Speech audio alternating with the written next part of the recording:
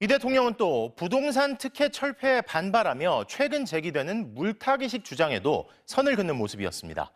과거 정부에서 유독 부동산의 특혜성으로 적용했던 이 양도세준과 유예 같은 봐주기는 이제 더 이상 안 하겠으니 억지로 팔라 말라가 아니라 정상화된 세금을 내고 주택을 보유하든지 아니면 팔든지 자유롭게 선택하라는 건데요.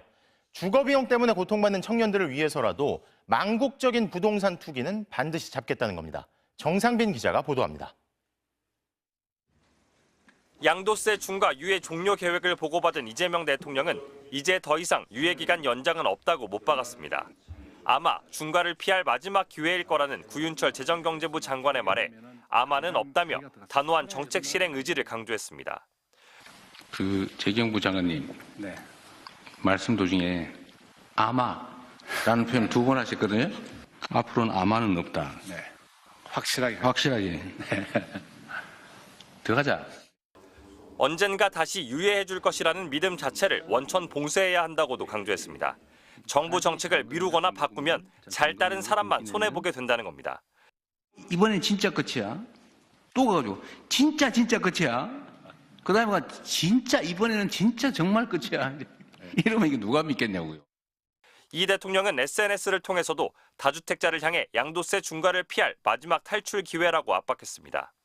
무슨 수를 써서라도 망국적 부동산 투기를 잡겠다며 주거 비용으로 결혼과 출산을 포기하는 수백만 청년들의 피눈물은 안 보이냐고 반문했습니다. 또 집값이 부당하게 오르면 집 없는 사람들이 너무 고통스러워지죠. 그 자원 배분이 또 왜곡됩니다. 강력한 투기 세력 잡기 드라이브에 일부에선 다주택 공직자부터 팔아야 하는 것 아니냐는 지적이 나왔습니다. 그러자 이 대통령은 억지로 시켜야 판다면 그것은 정책 효과가 없다는 뜻이라며 제발 팔지 말라고 말해도 팔도록 상황을 만들 것이라고 자신했습니다. 실제로 다주택자인 청와대 참모들도 정부 기조에 맞춰 집을 이미 내놓은 것으로 전해졌습니다. 김상호 청와대 춘추관장은 서울 강남구에 있는 다세대 주택 6채를 6년 전 매물로 내놨고 서울 서초구와 경기 용인 기흥구에 2채를 보유한 강유정 대변인도 부모님이 20년간 거주한 용인의 아파트를 지난해 이미 매물로 내놔 매수자를 기다리고 있다고 밝혔습니다. MBC 뉴스 정상빈입니다. 대한민국 최고의 부동산 전문가 한문도 교수님 박수로 맞이하겠습니다. 네. 안녕하세요. 반갑습니다. 네. 교수님 네네. 역대 이렇게 대한민국 대통령이 부동산에 대해서 확고한 의지를 반복적으로 내비쳤던 경우가 있었습니까? 역사적으로 처음입니다. 처음입니다. 그렇기 때문에 반드시 성공해야 됩니다. 도와주십시오. 성공할 수밖에 없습니다. 이미 키워드를 대통령께서 다 던졌고 어제 국무회의 기억나실 거예요. 그 네. 윤호중 행안부 장관님하고 대화 중에 네. 보신 분 계실지 모르겠는데 이 시행령 정치 우리가 얘기 많이 들었잖아요. 그렇습니다. 부동산도 시행령 갖고 이렇게 정부가 바뀔 장난을 때마다 많이 했더라고. 네, 제가 장난이라고 그러기 좀 뭐하지만 제가 합니다. 그런 얘기는. 것들을 많이 해왔습니다, 실제로. 예. 그래서 그 유주택자 뭐 전세 대출부터 해서 이런 하나하나의 디테일이 많거든요, 부동산이. 그러니까 요거 무슨 말이냐면 예를 들어 법으로 다주택자 규제 법을 만들어. 네. 그러면 시행령으로 다주택에 대한 개념을 만들어내. 그러니까 예를 든 겁니다. 예를 그러면 들었다. 다주택자는 한 사람이 650채 갖는 것부터 다주택자 이렇게. 그러면은 법안이 무력화되는 거야. 이렇게 해왔다라는 거야. 정확하십니다. 예. 약간 과장되긴 했지만 그래서 그런 빠르지. 편법으로 계속 역대 정부가 해왔습니다. 그렇습니다. 해왔고 특히 뭐 아시겠지만 어느 당이 집권했을 때는 그쪽에 좀 특화돼 있잖아요. 네. 디테일이 뛰어납니다. 그래서 그렇습니다. 그것들을 이 신념과 철학을 가진 이재명 대통령 같은 분께서 집값은 안정돼야 된다라는 큰 틀은 잡아도 네. 디테일에서 또 역공을 당할 장난칠 수 있어. 네네. 그렇지. 그래서 그거를 근데 어제 국무회의에서 그 부분이 언급이 됐다라는 것은 저도 평소에 그 얘기를 많이 드렸거든요. 그래서 이제 저는 이제 확신 얻었죠. 됐구나. 시행령에 있는 내용들 지금 말씀하신 다주택자 있잖아요. 네. 그 소득세법 89조 보면은 1세대 1주택에 대한 조항이 있어요. 네. 근데 그 지금 말씀처럼 1세대 1주택에 대한 정의를 또 시행령에다 따로 정한다라고 해놔요. 그 들어가 보면 뭐 일시적 2주택부터 재건축을 할 때 집을 사면 집이 2개잖아요. 근데 이걸 이름을 대체 취득 아주 용어도 잘 만들어 이런 아주 수들이 많아요. 근데 이런 것들을 이미 제가 볼 때는 대통령도 어느 정도 감지하신 것 같고 네. 그런 대화들이 오고 가신 걸 봤을 때 요건 됐다. 제가 볼 때는 이제 법제화시키는 네. 형태로 가는 방향을 이미 던진 거예요. 아. 그래서 시장에서 이미 받아들이고 있습니다. 교수님 자산가들이. 요즘 새로운 트렌드가 있던데 그 왜 가족 회사를 만들어 갖고 네, 법인 네, 가족법이 히트 쳤었죠. 네. 이 자산가들 입장에서 그걸로 많이 했죠. 네, 자기 가족들이 그냥 아. 자기 이름으로 취득한 다주택에 걸리니까 회사를 만들어서 법인 소유인 것처럼 해가지고 하는 수법이 네, 또 그것도 유행이더라고요. 네. 시행령 비슷하게 해서 약간 틈새를 또 만든 거예요. 틈새를 만드는 거야. 그걸 계속 만들기 때문에 이게 그냥 대충 뭐 이렇게 공급 규제만으로 끝나는 게 아니라 그렇습니다. 법 조항에 있는 하나하나의 그 틈새 있지 않습니까? 네. 아니면 다 새 나갑니다. 그렇습니다. 그거를 이번에는 대통령이 이미 인지하신 거예요. 아, 이거는 이게 이거는- 중요합니다. 아니 그렇죠. 어차피 네, 네. 예를 들어서 대통령이 지금 강한 의지를 표명했고 가는 거야. 근데 예를 들어서 저런 꼼수로 바꿔버리면 이게 무력화된다고. 그렇죠. 그걸 알고 있다라는 것을 확인했기 때문에 굉장히 중요하게 보셨다는 네, 겁니다. 맞습니다. 자, 그러면 지금부터 하나하나 한번 좀 따져보도록 하겠습니다. 이재명 대통령이 부동산 안정에 대한 확고한 의지를 매일같이 반복적으로 표명하고 있는데 그러다 보니까 수구 기득권들이 지금 난리를 치고 있습니다. 먼저 언론부터 한번 보고 가겠습니다. 언론의 민낯. 언론 얘네들 진짜 웃긴다. 얘네들이 지금 언론이 세상에서 가장 불쌍하게 생각하는 사람들이 다주택자야. 다주택자 때문에 언론들이 잠을 못 자. 아유 우리 다주택자들 어떻게? 안쓰러운 다주택자. 지금 웃을 일이 아닙니다. 자, 실제로 언론이 다주택자를 어떻게 걱정하는지 소개 좀 해주시죠. 중앙일보가 2월 2일자에 보도한 내용입니다. 네. 제목이 집 팔고 싶어도 못 파는 다주택자 세입자 내보내는데 3천만 원 들어 이런 제목의 기사인데 거기에 기사를 보면 신길동 60대 다주택자가 등장을 하거든요. 뭐라고 얘기를 하느냐. 세입자 내보내는데 3천만 원을 부담했다.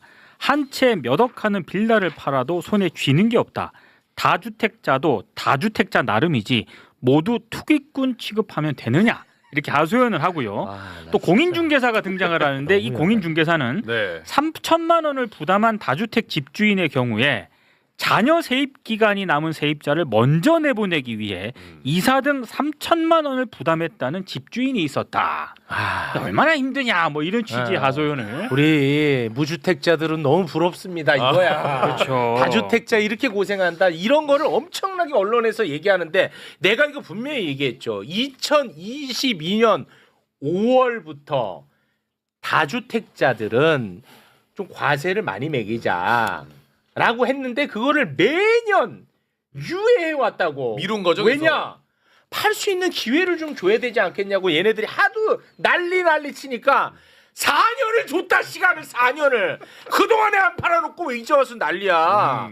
이건 말이 안 되는 얘기야. 네. 여기에 대해서 이재명 대통령이 SNS에 글을 하나 올렸습니다. 자, 아주 긴 글인데요. 부동산 투기로 불로소득 얻겠다는 수십만 다주택자의 눈물이 안타까우신 분들께 묻습니다. 이들로 인한 높은 주거 비용 때문에 결혼 출산을 포기하는 수백만 청년들의 피눈물은 안 보이십니까? 이전에도 실패했으니 이번에도 실패할 것으로 기대하고 선동하시는 분들께 알려드립니다. 먼저 이전에는 부동산이 유일한 투자 수단이었지만 이제는 대체 투자 수단이 생겼습니다. 객관적 상황이 과거와 완전히 다릅니다. 다음으로 국민이 변했습니다. 국민 의식 조사에 따르면 과거에는 투자 수단으로 부동산이 압도적이었지만 이제 2위로 내려앉았습니다. 마지막으로 국민이 선출한 권력이 달라졌습니다.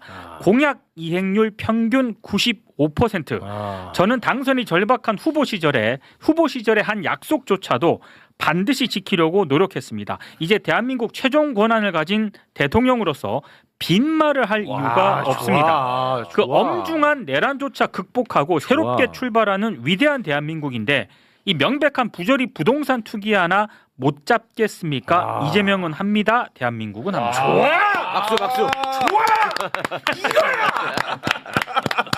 와, 진짜 사람 미치게 만듭니다. 네. 자, 그러자 정치인들이 이제 선동하려고 나서겠죠. 네. 여기에 빠질 수 없는 사람이 누구겠습니까? 바로 저는 시끄러 세입자입니다. 임마 이준석이겠죠. 아. 이준석 빠질 수 없습니다. 뭐라고 선동하는지 함께 보시죠. 민주당 의원들과 이재명 정부의 관계자들에게 단도직입적으로 묻겠습니다. 5월 9일 전까지 집 파실 겁니까? 대통령실과 내각 고위직 중에도 다주택자와 고가 부동산 보유자가 적지 않은 것으로 알려져 있습니다. 설계자가 따르지 않는 규제를 국민이 왜 따르겠습니까? 자, 이게 가장 멍청한 공격입니다. 이것과 관련해서 제가 길게 얘기하지 않겠습니다. 이재명 대통령이 깔끔하게 정리를 했거든요. 함께 보시죠. 지금 뭐 일부에서 정부에 관계된 사람들 중에 다주택이 있는데 니그부터 먼저 팔아라고 시켜야 되는 거 아니냐 이렇게 얘기하는데 저는 이것도 문제가 있다고 생각합니다. 제가 예를 들면 누구한테 이거 팔아라고 시켜서 팔면 그거는 그 정책이 효과가 없다는 뜻이에요. 제발 팔지 말고 좀 버텨줘 라고 해도 팔게 상황을 만들어야죠. 그 시켜서 억지로 파는 건 의미 없어요. 파는 게 이익이다. 지금 다주택을 해소하는 게 경제적으로 이익이다라고 합리적 판단이 가능하게 제도를 만들어야죠. 정확합니다. 정확합니다. 그럼에도 불구하고 자꾸 다주택자를 악마화하지 말라고 또 선동하는 자들이 있는데요. 몇 명만 소개해 주시죠. 자, 윤희숙 전 국힘의원인데요. 전월세 시장의 기반인 다주택자를 악마화하는 대통령의 시각은 매우 위험하다라고 얘기를 했고 천하람 개혁신당 원내대표도 다주택자를 악마화하는 것은 시장의 현실과 너무 동떨어진 일이다. 이게 진짜 말도 안 돼. 아니 세금을 악마만 내냐고. 아니 이게 말이 안 되는 얘기야. 아니 그 많이 갖고 있으면 세금 내라는 거야. 근데 세금 내면서도 보유하고 싶다? 보유하면 돼. 그렇죠. 무슨 악마가 어디 있어? 저 윤희숙 씨는 저 이름을 얻게 된 게 저는 세입자입니다 해가지고 맞아요. 그때부터 유명해졌어요. 왜 다주택자를 걱정해? 세입자라고 광고해서 이름 얻은 사람이. 네. 저는 유니숙 하면 뻑큐밖에 생각 안 나요. 이 진짜 너무너무 올드한 공격. 이제는 먹히지 않는다라는 말씀을 드리고 싶고요. 우리 전문가님 지금부터 좀 나와주시면 좋겠습니다. 네. 좀 아까 하신 말씀에 대해서 아까 몇몇 의원들이 뭐 동떨어진 얘기 있잖아요. 현실과. 네. 제가 볼 땐 저 양반들이 상당히 좀 동떨어진 것 같아요. 외계인 수준인데 이 수치를 얘기 드리면 바로 이해하실 거예요. 다주택자가 우리나라 몇 명일까요? 오, 야 이거 몇 궁금하다. 명일까? 간단하게 설명드릴게요. 전국에 2,300만 가구거든요. 전국이 네. 2,300만 가구. 300만 가구가 다주택자예요. 300만. 네, 그럼 90%가 뭐예요? 1주택자나 무주택자분들이요. 그럼 얘기 끝났죠. 끝났네. 무슨 얘기를 합니까? 누구 편에 서서 얘기하는 거죠? 기득권의 그 표만 생각하는 어떤 발언들이죠. 그리고 아니면 대통령의 의지에 대해서 공감은 되지만 공감합니다 이럴 수 없잖아요. 그러니까 정치적인 전략이지 저희 국민을 위한 전략이 아니잖아요. 그러니까 완전히 외계인 수준인 것 같고 네. 제가 아까 주신 것들 중에 이제 추가적인 그 트위터에 많이 올리셨잖아요. 네, 많이 올렸어요. 제가 그거를 한 이틀 동안 봤습니다. 계속. 네. 대통령의 의중과 깊은 심중이 어떤 것인가. 근데 여기서 좀 한 가지 비토할 게 있습니다. 뭐냐면 왜 대통령이 나서셨을까? 네. 한번 생각해 보시면 이 순서를 기억해 보시면 맛보기다 딱 했었죠. 네. 그리고 중간에 대책이 없어요를 실수 발언을 하셨어요 한번. 맞아. 그래가지고 또 슬로우였어요. 맞아. 그랬다가 그때 이광수가 난리를 쳤습니다. 대통령님이 실망입니다 정말. 맞아요. 그런 말씀하시면 안 되죠. 근데 대통령이 그 말씀을 하시게 된 원인이 뭘까요? 스태프들이 대안을 제대로 못 갖다 준 거죠. 그러면 거기 수박들이 있어요. 뭐가 있어요? 수박들. 여기에도 수박이 있습니다. 교수님. 보세요. 수박 맛있잖아요. 맛있는데 껍데기는 먹으면 안 되죠. 깜짝 놀랐네. 껍데기에 해당되는 사람들이 많은 거예요. 그 사람들이 뭐냐? 대안이 없다라고 보고를 계속 올리면 어떻게 돼요? 대통령 입장에서는 뭐 에이펙 하시느라 뭐 관세하느라 너무 바쁘셨잖아요. 스텝을 믿고 보고를 받았는데 하다 보니까 계속 이제 머릿속에 생각하셨을 거고 그 발언이 이제 본의 아니게 나오신 거죠. 그리고 하고 나서 비판이 많으니까 다시 한번 생각했겠죠. 가만히 있어. 다 정리를 해보셨겠죠. 그리고 바쁜 거 다 끝나고 트위터 올리기 전까지 제가 볼 때 학습을 다 하신 거예요. 우리가 이제 이 단어가 있어요. 좀 올려주시면 좋겠는데 이거 페이지더라. 3번인데요. 3번. 제가 이제 몇 번을 봤다 그랬잖아요. 중요한 문구가 있습니다. 보시면 자, 빨강으로 써인 거 있죠? 네. 집값 안정은 메뉴에 무슨 수를 써서라도 성공시킬 것입니다. 일단 의지와 신념과 철학을 표명하셨고 두 번째 밑에 가면 국민을 믿고 정치적 유불리에서 벗어나면 반드시 불가능한 일도 아닙니다. 이게 표계산 안 한다고 하셨잖아요. 그렇습니다. 근데 이 표계산도 한번 제가 해드릴게요. 무주택자, 유주택자가 이 정치권에 계신 분들이 다 착각을 하는 게 있는데 유주택자가 60%라고 많다라고 착각을 해요. 그렇죠? 네. 그런데 유주택자 중에 서울은 이제 무주택자가 더 많습니다. 53%입니다. 네. 유주택자 중에 다주택자 말고 1세대 1주택자 중에 자녀가 둘이거나 하나인 분이 계시잖아요. 네. 셋인 경우도 있잖아요. 그러면 이분들은 집값이 오르는 걸 원치 않아요. 제 개인 유튜브에도 그분들 많이 올라와요. 저 유주택자예요. 집값 오르는 거 원하지 않아요. 우리 아들 둘인데 미치겠어요. 미치죠. 버는 건 1억인데 나갈 건 2억이잖아요. 네네. 후세들이 힘들잖아요. 그럼 이런 분들이 몇 분인지 체크를 해봐야 되죠.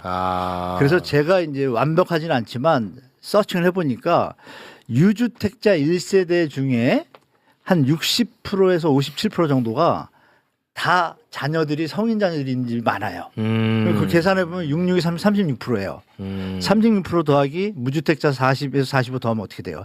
75에서 80이에요. 그러니까 표 계산을 제가 볼 때 대통령이 이미 뛰어넘은 것 같아요. 완벽하게 하시고 밀어붙이는 거예요. 제가 볼 때. 네. 마지막 말이 중요합니다. 네. 정부 정책이 합리적이고 정당하며 중요한 건 이게 정당하고 합리적이잖아요. 네. 누가 이견을 제시할 수 없어요. 네. 아까 그런 외계인들만 이상한 소리 하지만 네. 그다음에 중요한 건 이거예요. 국민의 지지를 받고 여기까지는 비슷해요. 그 다음 말이 저는 되게 와닿습니다. 개인적으로. 법적 근거를 가지고 있다면 네. 사익에 근거한 일부의 저항은 성공할 수 없고 결국 손실을 입게 된다. 여기를 통합적으로 먼저 해석해 볼게요. 제 입장에서. 네. 자, 법적 근거라는 게 뭐죠? 법에 의해서 국가의 땅을 뭐 태릉 CC부지 뭐 잘 되겠냐 막 또 이상한 얘기 나오잖아요. 네. 옛날에도 발표했는데 5년 동안 안 했다. 그렇습니다. 볼멘 소리들 나오는데 네. 여기서 얘기 끝난 거예요. 제가 볼 땐. 대통령이 이 단어를 쓰려면 얼마나 고민했겠어요. 법적 근거라는 표현이 이 전체 맥락에서 맞아요? 이거는 강력하게 본인께서 네. 정리가 되신 거예요. 학습이. 그럼 이게 뭐예요? 님비 현상. 태릉 CC에서 국가에서 집을 짓겠다는데 뭐가 문제예요? 그것도 청년과 미래를 위해서. 그렇습니다. 그 반대하는 사람도 도대체 이유가 뭐죠? 없잖아요. 네. 자기들 집값 내려간다는 거잖아요. 그렇습니다. 그럼 제가 아까 말씀드렸잖아요. 80%는 집값 내려가길 원해 모든 국민이. 얘기 정리되잖아요. 이거를 대통령께서 딱 박았잖아요. 네. 그러면 이제 그 다음에 나오는 워딩들을 이 얘기를 드리면 되겠습니다. 자산가들 그 반응. 네. 반응이 이제 데이터로 나옵니다. 일부 언론들은 저렇게 좀 뭐 외딴 길을 가고 있지만 네. 데이터에 나오잖아요. 요새 매물 증가 뭐 얘기를 오늘 어제도 또 올리셨어요. 네. 강남 매물 증가. 매물이 지금 늘어나고 있다. 그거에 대해서 또 뭐 여러 얘기 뭐 이상한 얘기 나오는데 그건 네. 팩트가 아니고 우리 네. 매불쇼가 팩트니까. 팩트로 갑니다. 그림 5번 보시면. 자, 그림 5번. 네. 와, 궁금하다. 벌써 막대기가 올라가고 있잖아요. 그리고 제가 대통령 얼굴을 저렇게 잠깐 올려놨는데 매물 저 증가. 선을 보시면 5만 5천 원까지 빠졌다가요. 지금 2,700개 정도가 늘었습니다. 서울 불과 아파트 매물입니다. 네네. 어마어마하게 늘은 거죠. 2,000개가. 근데 강남이 한 1,000개 늘었고요. 서초구 몇백 개, 송파가 몇백 개, 한 2,000 몇 개가 일어났어요. 근데 이쪽에 또 많아요. 강남 중심으로 늘어나고 있다. 네네. 그리고 6번도 보겠습니다. 이거 전체 매물이고 강남 매물을 제가 보여드릴게요. 강남만 따로 뺐습니다. 네, 보시면 어때요? 7,000개이던 게 1월 초에 지금 9,000개로 갔어요. 자, 노란색 막대가 강남, 파란색이 서초, 빨간색이 송파입니다. 참고로. 그런데 이제 다들 보면 모든 구가 다 늘어났어요. 매물이. 그러면 중간에 매물 잠김 뭐 이런 얘기하는 거 양도세 중과 위에 던지면 매물 잠긴다며요. 그렇습니다. 아니잖아요. 아니잖아요. 팩트로 얘기 정리됐죠. 네. 그리고 거래량 보겠습니다. 7번. 거래량. 우리는 팩트로 그림 갑니다. 보시면 이게 이제 강남 4구예요. 4구인데 1월 달부터 작년 1월부터 오세훈 시장이 그 생뚱맞게 그 토지 거래 허가하면서 폭발했잖아요. 거래량이. 보시면 1, 2, 3월에. 그러고 나서 쭉 그림을 내리면 점점점 내려오죠. 예. 내려오는데 최근엔 더 내려갔죠. 거래량이. 그래서 보면은 강남이 775건 찍었어요. 3월 달에. 그런데 지금 100건대입니다. 그러면 거의 6분의 1, 7분의 1 토막 났죠. 모든 강남 사가 똑같습니다. 그러면 거래량이 급감하는 거는 이건 나쁜 거 아니에요? 좋은 현상이죠. 왜요? 물건은 늘어나는데 거래량이 준다? 사는 사람은 적은데 물건이 많으면 어떻게 돼요? 가격이 수요공급 떨어져요. 법칙에서. 공급이 많으면 가격은 어떻게 되죠? 그러면 떨어지죠. 가격을 시간이 더 낮춰야 된다는 거구나. 시간이 갈수록 점점 가격 경쟁에서 호가가 다운되는 일이 벌어지고 실제로 몇 억씩 호가 매물들이 낮은 게 나오잖아요. 그러니까 제가 곽 수사님 못 알아듣는 것 같아서 제가 질문한 거예요. 네. 자, 물건을 많이 내놨어. 근데 거래가 체결이 안 됐다는 건 뭐야? 가격을 더 내리라는 거야. 그렇죠. 더 내리면은 그때 사겠다는 거야. 무슨 말? 얘가 나한테 익숙하더라고. 뭔 말이야? 이러더라고요. 그래서 여쭤본 겁니다. 네. 그리고 이제 9번 우리 매불쇼를 지방 분들도 많이 보시잖아요. 네. 9번, 10번도 한번 보겠습니다. 9번부터 보여주세요. 9번, 10번. 자, 9번 그림 보시면 요새 뭐 수도권의 풍선 효과 일부 언론들이 막 얘기하지만 결론이 어떤가요? 그냥 이 그래프를 보시면 쭉 내려오고 있잖아요. 요새 이제 조금 올랐다가 다시 내려가고 있잖아요. 네. 그 다리에 매년 월로 한 건데요. 부산도 보겠습니다. 10번. 부산. 자, 전체적인 추세선이 우리 영끌 시절인 2020년 초에 피크 쳤잖아요. 아까 그림도 비슷하고 지금은 어때요? 언론에서는 계속적으로 이런 분위기를 올려가지고 포모 현상을 일으키려고 애를 쓰고 있는 건 보이고 실제로 상황은 어때요? 국민들이 이미 시장 상황을 파악한 거예요. 일부 30, 40 세대들이 생애 치료 LTV를 70% 풀어줬어요. 그래서 이것도 좀 아이러니한 거예요. 다 40으로 하면 생애 치료도 가계부채를 줄이려면 한 60이나 50으로 줄여줘야죠. 그러면 가격은 다운되거든요. 100%. 70% 하니까 무리하게 들어가는 분들이 계세요 요즘. 그래서 요즘 그 중저가 주택 서울에 이게 조금 올라오는 겁니다. 왜? 이미 강남집 가면 너무 비싸고 마약동 너무 비싸니까 다운이 하는 거예요. 다운사이징. 전체적인 현상이 뭐예요? 수요가 점점 줄고 있다는 증거들이 모든 정부에서 나타나잖아요. 그럼 우리가 이제 예측이 가능하잖아요. 대통령이 뭐라 그랬어요? 아까 맛보기에서 출발해서 쭉쭉쭉 와가지고 결론이 뭐예요? 법적 근거가 있는 거를 가지고 국민이 지지하면 간다 했는데 중요한 건 여론조사가 어떻게 나왔죠? 발표하고 나서 어떻게 나왔죠? 지금 대통령 지지율이요. 지지율은 올랐죠. 확 올랐죠. 왜 올랐죠? 지지율 올랐어요. 왜 올랐죠? 아까 제가 드린 데이터에 나오잖아요. 무주택자가 40%지만 지지율 올랐어. 무주택자 중에 자녀들이 있는 분들은 무조건 찬성하는 거예요. 대통령의 의지로. 그럼 얘기 정리됐죠? 정리됐어. 끝. 네, 그럼 여기서 뭐 우리 시청자분들이 다 알아서 이해하실 거라고 믿고 이렇게 말씀드릴게요. 그래요. 야, 굉장히 과학적으로 분석을 하고 접근을 해주셨습니다. 대단히 고맙습니다. 김기현 변호사님 어떠셨습니까? 저도 뭐 당연히 여기서 자녀가 있거든요. 말씀하신 거에서 결혼한 자녀가 있으니까 자녀들도 집을 사야 될 거 아니에요. 그렇습니다. 그러려면은 부동산 시장이 안정되어야 된다는 거는 당연히 저의 바람이기도 하고 많은 사람들이 이렇게 생각하는 거죠. 그리고 이번에 그 5월 9일날 유예가 이제 폐지되잖아요. 그 관련해서 저도 이제 어떻게 되나 궁금해서 AI 돌려서 계산을 해봤어요. 그 계산을 해보니까 아까 무슨 이사비로 3천만 원을 부담해줬다, 피눈물이 난다 이런 말씀하시잖아요. 세입자 그렇게라도 해서 내보내서 팔아야 되는 거예요. 이걸 왜 그러냐면 3주택자에다가 양도 차익이 한 10억 정도 버신 분 기준으로 하면은요. 지금 팔면은 세금을 한 3억 원 정도 내시더라고요. 10억 벌고 3억 내는 거예요. 근데 5월 9일 날 이게 완전히 폐지된 이제 다음에 끝난 다음에 그 이후에 팔면은 어떻게 돼? 10억 벌고 7억 5천만 원을 내야 됩니다. 그래. 그러니까 지금 3천만 원이고 5천만 원이라도 줘야 돼 지금. 이거 와닿네. 나도 지금 그런 거예요. 지금. 원래 10월까지인데 4월까지 나가달라 그러던데. 그래. 그래서 이사해야 되거든요 지금. 그러면 너는 뭐 3천만 혜택을 받고 나가야 돼. 3천만 원 달라고. 아니 어쩐지 이사 지원비를 준다고. 그래 원래 이제 이자비야. 근데 문제는 7월달 되면은 그 10억이 유지되느냐 말이야. 더 떨어질 거 아니에요. 그러면 또 거기서 또 떨어져. 손해가 많은 거죠. 대통령이 말씀하신 게 그거잖아요. 그냥 하라 해서 안 된다. 자기 스스로 경제 주체니까 계산해보고 이거 손해인데? 그렇죠. 이래야지 이게 안전돼. 그 말씀을 정확하게 지금 어느 분야에서 다 그렇게 얘기한다고 지금. 과징금도 때려 맞으면 망할 것 같아야지 그게 겁내는 거지. 그렇지. 100억 벌고 과징금 1,000만 원 내면 나라도 과징금 내지 이런 말 하시잖아요. 당연합니다. 부동산이 여태까지 그랬다는 당연합니다. 그 언론에서 계속 다주택자 악마화하지 말라고 하면서 지들이 다주택자를 악마화해요. 그러면서 민주당 이 악마놈들 몇 명 있는지 막 세고 그래. 우리는 그런 거에 관심 가질 필요가 없어요. 민주당 의원이 다주택자가 뭐 20명인지 30명인지 뭐가 중요해. 그러네.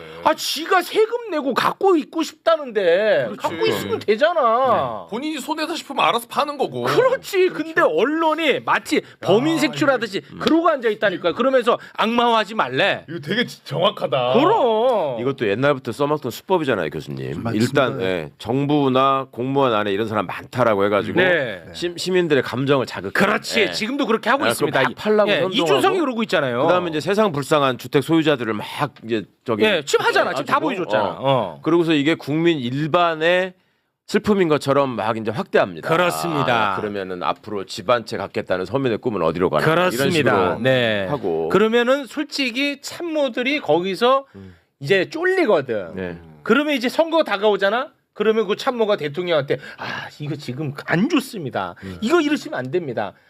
그러면 어쩔 수 없이 또 한번 양보하고. 그 역사 반복. 이번엔 다르다 말이야. 내가 있다 말이야. 제가 한 가지 좀 추가 드릴 게 내가 있단 말이야요. 자산가들 있잖아요. 자산가들의 어떤 제가 이제 개인적으로 그 무슨 증권회사 VIP들이 있어요. 뭐 보험회사나 강연을 가끔 나가는데 자산가분들의 질문이 약간 바뀌었어요. 이제 이재명 대통령은 그동안 이재명은 합니다. 이게 봐왔잖아요. 봐왔잖아. 좀 다를 것 같잖아요. 그러니까 벌써 질문이 바뀌더라고요. 어떻게요? 그 얘기하면 좀 자산가분들한테 조금 저거 하니까 그 내용은 요거예요. 이번에 대통령은 다를 것이라는 것을 자산가들도 인지하고 있다. 인지하고 있다. 게다가 대통령이 힌트를 줬는데 이거를 막 그쪽에서 분석할 거 아니에요? 시장 친시장 쪽 사람들이. 그러면 생각해 보세요. 대통령이 던진 워딩 중에 제일 센 게 이 말입니다. 거주 비거주. 누가 봐도 비거주 주택을 갖고 있는 거는 부자 같잖아요. 부자 뭐 징벌적 이런 개념이 아니라 차 좋은 거 사면 세금 더 내듯이 맞습니다. 그냥 좀 더 내세요. 이거 국민 정서에 맞아요. 맞죠. 국민 수용성이 100%예요. 이거. 부자들도 인정해요. 근데 당연하잖아요. 당연하죠. 그 부분에 대해서 대통령이 거주 비거주를 지금은 뭐 똘똘한 한 채 뭐 이렇게 막 이렇게 얘기하시지만 거기에 깊은 뜻을 제 나름대로 해석해 보면 자산가들도 해석됐을 것 같아요. 왜냐하면 제가 이제 그런 얘기를 하거든요. 그분들한테. 자, 이 얘기를 왜 하셨을까? 대통령이 자, 거주 비거주인데 내가 살지 않는 집에 대해서 보유세를 높인다고 했을 때 반대할 사람이 몇 번일까? 몇 프로일까? 계산 나오죠. 아까 제가 계산 한번 뽑아드렸잖아요. 그러면 80%가 찬성하는 거예요. 그러면 국민적 공감대. 아까 표현도 제가 읽어드렸잖아요. 다 연결되죠. 그러면 이제는 갭 투자를 하고 전세를 묶어뒀다 뭐 이런 것들 있잖아요. 이런 전체적인 프레임이 바뀌는 거예요. 그래서 그 보유세에 대한 게 자꾸 얘기가 나오잖아요. 보유세를 사실 작년 9월에 이미 용역이 들어갔습니다. 그러니까 제가 볼 땐 12월 1월에 1차 보고서가 왔을 것 같아요. 대통령이 그걸 보시고 연구를 하신 것 같고 저도 개인적으로 그쪽에 대한 안들이 있거든요. 그러면 저는 예측이 되는 거죠. 스텝 바이 스텝으로 가겠구나. 그러니까 이번 지방선거가 중요합니다. 국민들이 만약에 확실하게 이 대통령을 밀어준다고 하면 제가 볼 때 이 부동산 정책은 드디어 역사적인 전환. 이거 역사인데. 될 거라고 저는 믿고 있어요. 우리 국민들이 또 한 가지 도와주실 게 있어요. 뭐가 있냐. 아까 뭐 그런 외계인 같은 뭐 외적인 얘기를 하는 데 있잖아요. 언론이고 어디고 댓글을 좀 달아줬으면 좋겠어요. 팩트들을 아시니까. 거기다 이 자산가들 쪽의 알바 이런 카르텔들은 밥 먹고 그것만 해요. 포모 현상 일으키려고. 근데 우리 일반인들은 그렇지 않잖아요. 그렇죠. 감정이 동화할 때 좀 쓰잖아요. 그러시지 마시고 지금 누가 봐도 우리 이 현재 대통령이 가시는 모습이 상당히 미래에 어떤 희망을 주잖아요. 그럼 거기에 힘을 실어들어야죠. 그럼 방법이 뭘까요? 우리 시청자분들이. 지금 제가 알기로 300만 돌파 직전이죠. 매불쇼가요? 300만 분이 한 번씩 쓰면 아주 언론 난리 납니다. 그죠? 그런 식으로 댓글을 네. 대통령의 어떤 그거에 대해서 이런 것들을 응원 글을 네. 그 언론의 어떤 잘못된 기사들에 대해서 한 번씩 비판해 주시면 네. 대통령한테 큰 힘이 될 거라고 저는 부동산 확신하니까 커뮤니티 도와주시기 가면 바랍니다. 진짜 교수님 말씀처럼 자기들끼리 정보 공유하고 이거 돌리자 그러고 난리잖아요. 네. 맞습니다. 예. 아파트 단지별로도 막 그러고. 네. 그럼요. 그거를 그렇게까지 하면서 올리려고 하는 사람들이 있으면 떨어뜨리려고 하는 분들은 최소한 저는 그건 해야 된다고 생각해요. 앞으로 이제 남은 선동이 집 가진 게 죄냐, 서민의 꽃을 봐봐 이게 남았거든. 맞아요. 그리고 이제 이것들이 지금 대통령 말씀하는 거 보면은 이건 이제 양도소득세 이런 거는 이제 포기해야 돼. 그러니까 이제 보유세 만들면 안 된다고 막 악을 쓸 거예요. 이제. 보유세로 가겠지. 그러니까 거기다가 댓글을 달 때도 그냥 나도 세금 한번 내보고 싶다.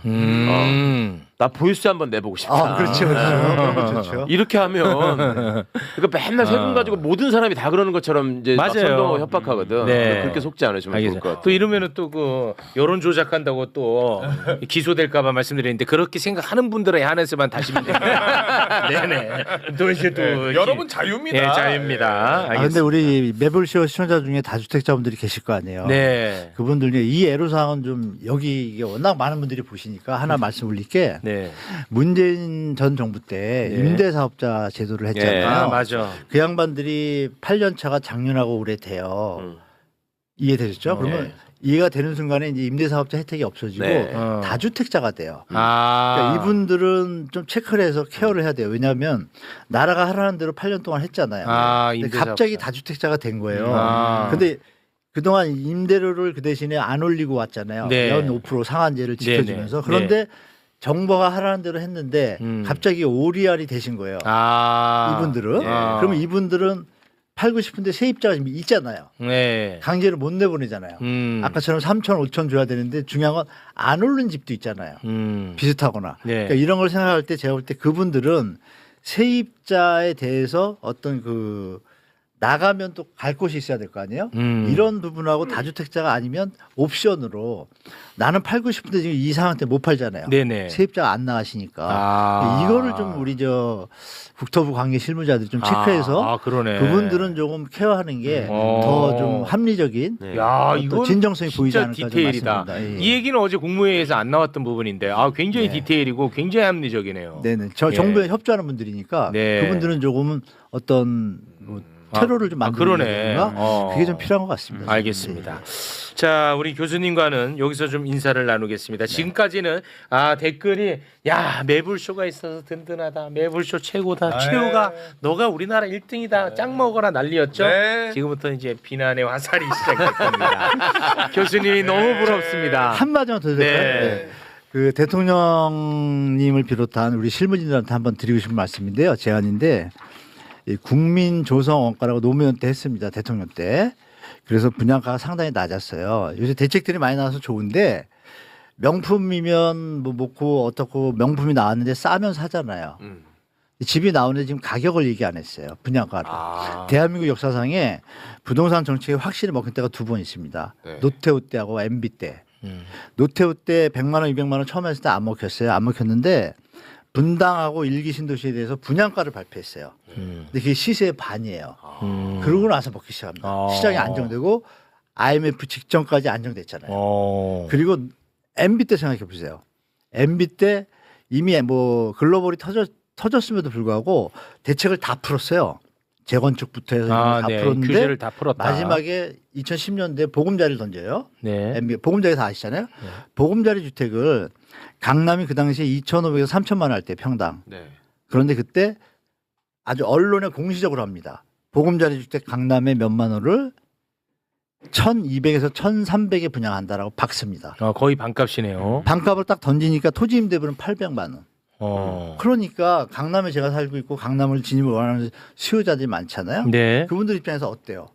자기가 바보가 아닌 다음에야 네. 지금 왜 10억짜리 집을 사요? 5억에 나라에서 분양한다는데 네. 물론 내가 당첨될 확률이 있을지 없을지는 좀 희박하더라도 기회가 있잖아요. 네네네. 그게 심리, 심리지. 시장은 심리잖아요. 네. 이 두 가지가 딱 들어가니까 다 성공했어요. 요번에 네. 이 부분만 정부에서 좀 헤아려서 네. 분양가에 대해서 심도 있게 연구하시면 답 나오죠. 저는 해봤거든요. 이걸 좀 던져줬으면 서리풀 지구 아시죠? 2만 세대. 그거 반값 이하입니다. 제가 계산해 보니까 이런 거를 강력하게 정부에서 국면만 바라보고 던지신다라면 제가 볼 때 시장은 완전히 잡히고 마지막으로 전세 대출 이거 줄여 나가면 무조건 부동산 시장은 제가 볼 때 잡힐 100% 수밖에 안정된다. 없다. 네. 그래서 그거를 두 가지만 하셔도 된다. 네. 뭐 이렇게 좀 마지막으로 말씀드리겠습니다. 알겠습니다. 마지막에 그 디테일한 대안에 대해서는 다음에 다시 한번 시간을 내 가지고 예, 예. 깊이 있게 좀 다루면 좋을 것 같다는 생각이 네. 듭니다. 한문도 교수님 대단히 고맙습니다. 고맙습니다.